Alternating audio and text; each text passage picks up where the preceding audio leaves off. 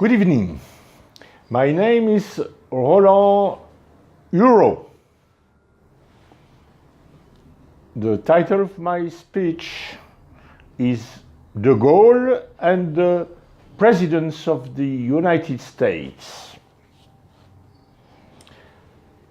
You know that General de Gaulle, Charles de Gaulle, is a great figure of the history of France in the 20th century. He is generally considered as a great man, but controversial, especially in the United States. He had the opportunity to have relations with all the presidents of the United States from Roosevelt to Nixon. I will explain to you what were his relations with these different presidents, and in contrast, the relations of these presidents with him. The first was Franklin Delano Roosevelt, who was president from 1933 to 1945. From November 1941 until his death in February 1945, he was the leader of a nation which was in war with Japan, Nazi Germany, and Italy. His major allies being the United Kingdom with Churchill and the Soviet Union with Stalin. For those who do not know the history of de Gaulle, I will remind it briefly. When the German forces invaded France in June 1940, a new government was formed.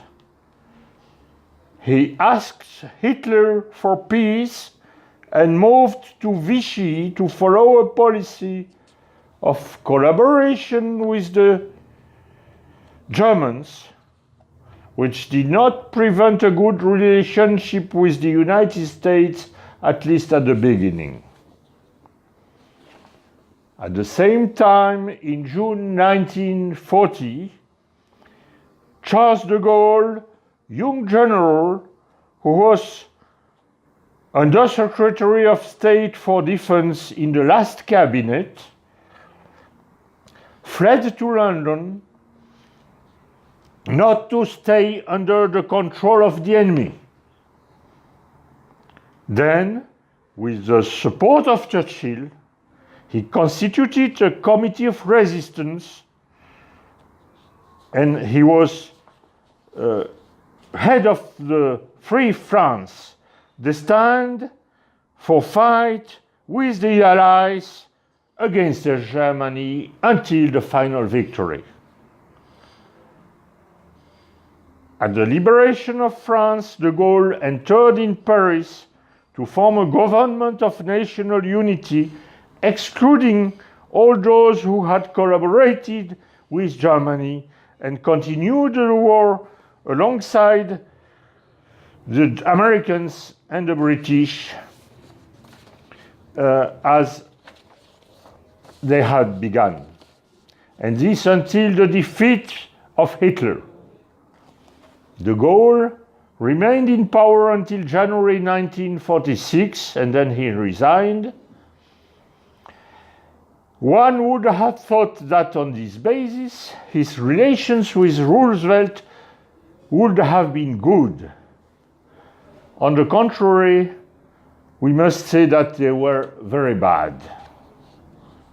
When the Americans landed in North Africa in 1943, the African territories of France were soon liberated. De Gaulle, leader of the French resistance, thought he had the legitimacy to govern them. Churchill thought so too. But Roosevelt attempted, however, to impose a certain General Hureaux who had not participated in the resistance. During a stormy meeting with Roosevelt and Churchill, it was decided that they would share the power, but Hureaux resigned very quickly, which was not unexpected because he was not really a strong man. When the Allied troops landed in Normandy, Roosevelt's project was to impose a special government under American control, the AMGOT, that would keep General de Gaulle away. He did not succeed thanks to the French resistance and thanks to General Eisenhower, who thought it was a bad idea.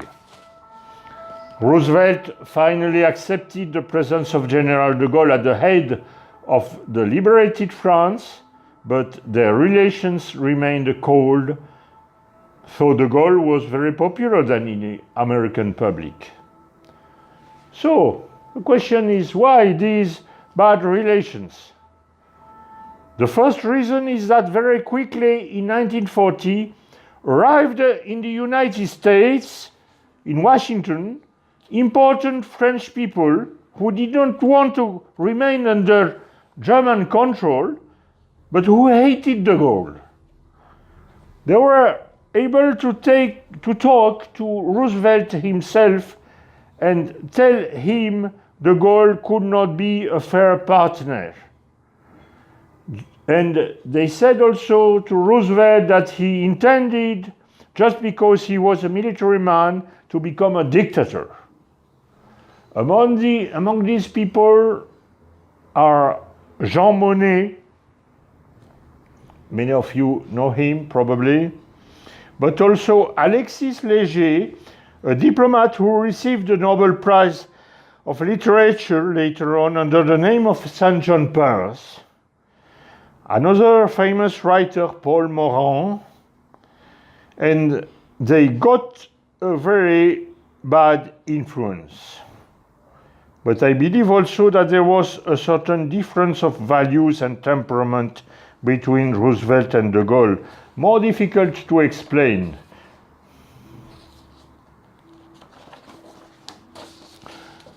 Roosevelt did not like the proud side of de Gaulle. It is probable that he did not like France neither. Well, I don't know. At least he was not conscious of the historical role of France in the history.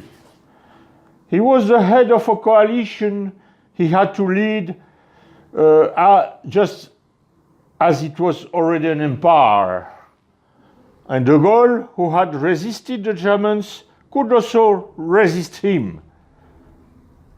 The personal systems of value were also very different. Roosevelt was immensely wealthy. De Gaulle was poor and refused his whole life to enrich himself, giving his surplus to charities until his death. Fortunately, de Gaulle was defended by and supported by Americans who resolutely took up his party. I quoted General Eisenhower. There was also General MacArthur, who sent a vibrant telegram to Roosevelt in 1943 to express how he was shocked that Roosevelt wanted to dismiss de Gaulle. After Roosevelt came Harry Truman. They knew each other less, but Truman had no prejudice against de Gaulle. The relations were better than with Roosevelt. So the system of values were also quite different. Truman had been a grocer, and de Gaulle was coming from the small gentry and could have some contempt for him as a self-made man. Also, we must notice that later on, de Gaulle maintained exceptional good relations with Richard Nixon, whose background was similar to Truman's.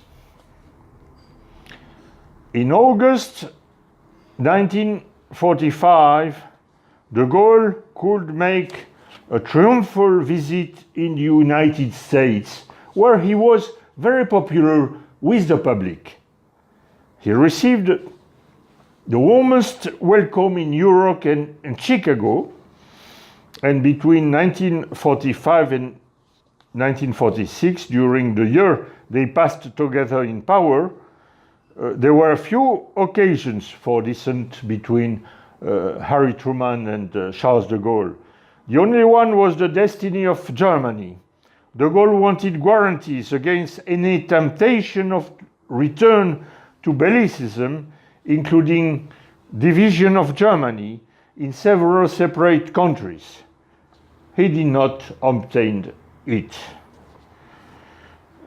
De Gaulle left power in 1946 and returned in office in 1958. He found then General David Dwight Eisenhower as president.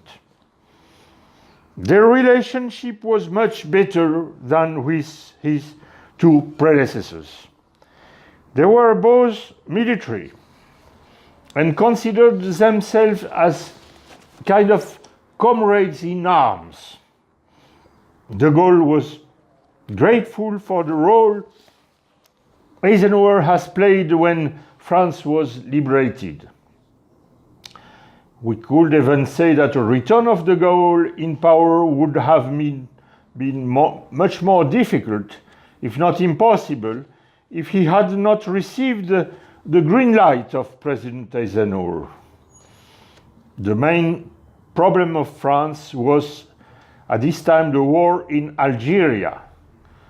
There was very few interference of the United States as long as Eisenhower stayed in power. Things were not to continue that way with the presidency of Kennedy.